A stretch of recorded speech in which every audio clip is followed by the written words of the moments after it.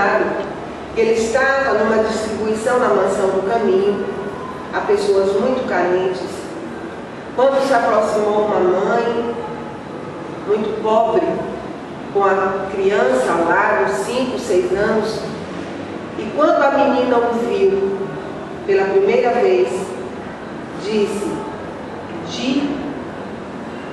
que era a maneira carinhosa como Nair o chamava. E Divaldo toma aquele susto e Joana de imediato lhe confirma: é Nair que está de volta. E quando a menina chega e abraça, ele nota que ela vem com lábios leporinhos e com uma dificuldade na fala, já que lesara esse aparelho diante do líquido que ele ingeriu e que a levou à desencarnação. Então ali houve a certeza do retorno numa nova encarnação, e Divaldo conta como a nos dizer dos efeitos danosos que iremos arcar.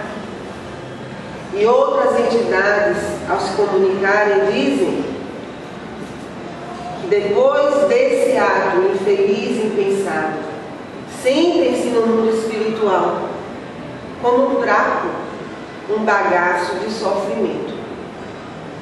Então é algo que nós precisamos realmente pensar, estudar e divulgar.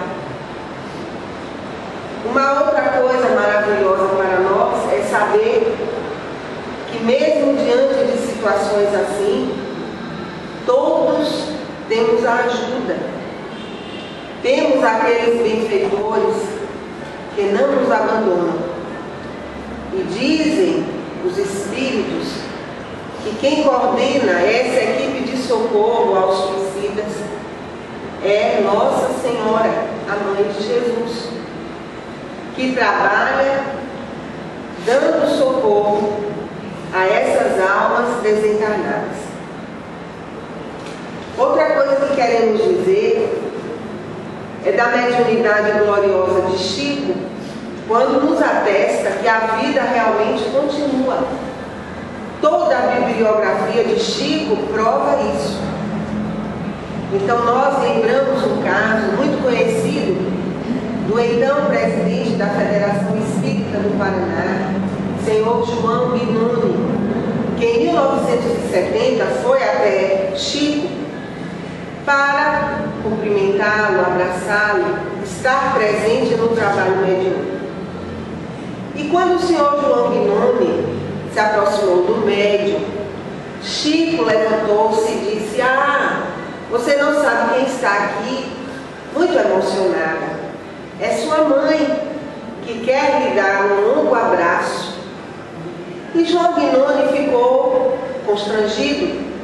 Estava acompanhado de um amigo e nada disse a Chico. Quando a reunião terminou e ele foi para o hotel, disse àquele companheiro que o acompanhava que Chico não devia estar regulando muito bem, que devia ser a idade.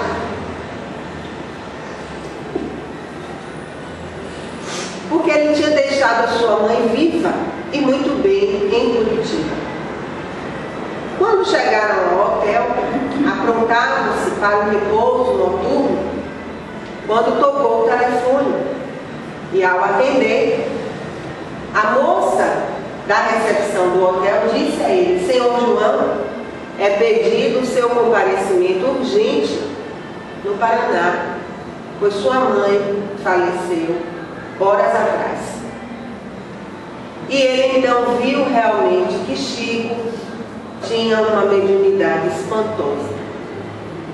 Chico, na sua maioria das vezes, trouxe mensagens do além de jovens que partiram muito cedo devido a acidentes automobilísticos ou mortes repentinas em pleno vigor da juventude.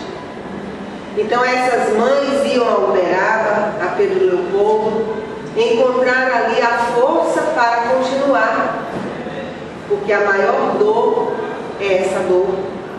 Dizem que é a dor sem nome, a dor da perda de um filho.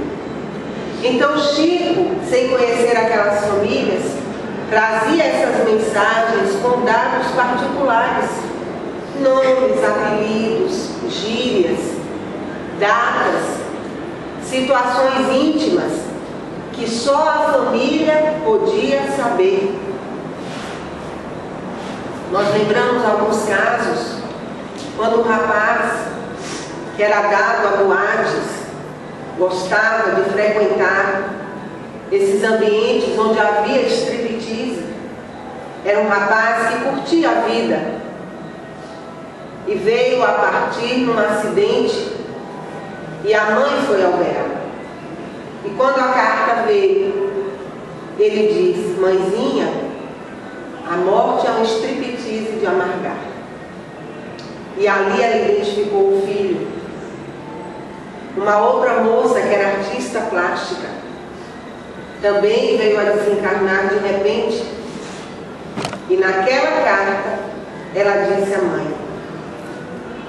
a morte é a vida em outra moldura. Um rapaz também que era muito brincalhão, que tinha muito bom humor, e era o seu jeito de ser peculiar. Quando ele psicografou a mensagem para o Chico, ele então colocou: mamãe, não chore tanto. A morte é o 1º de abril, bem bolado por Deus. E são casos e mais casos, milhares, que vêm confirmar que nós continuamos, que a morte é um ponto e uma vírgula nas nossas manifestações, mas não é o ponto final.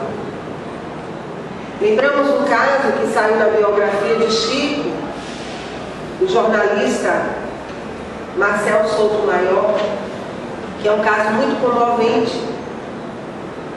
Existia uma mãe que era muito gorda e o filho a chamava sempre minha elefantinha. E a mãe não gostava do apelido e pedia sempre ao filho: pare de me chamar assim, porque isso me irrita. E aquelas conversas em casa, aquelas brincadeiras, e o menino veio a desencarnar também. E ela foi levada ao contato com Chico, muito abalada, muito triste. E aquela carta muito detalhada de notícias, e num determinado trecho: minha Cica, eu te amo. E ninguém entendeu. E ela também ficou pensando: minha Cica, eu te amo. E lembrou-se daquele apelido. E aí ela diz a Chico: Cica era a marca do extrato de tomate que trazia o logotipo do elefantinho. Então são casos que Chico não poderia nunca forjar, inventar, que é realmente a prova de que os espíritos fazem parte do mesmo contexto nosso, partilham da nossa vida, como Kardec coloca, chegam a nos acotovelar, e de ordinário são eles que nos dirigem. Uma outra coisa, André Luiz também fala que nós temos uma visão muito estreita da matéria, que enquanto estamos aqui, nós vivemos num mundo de neblina, não percebemos claramente a realidade que nos aguarda depois do corpo.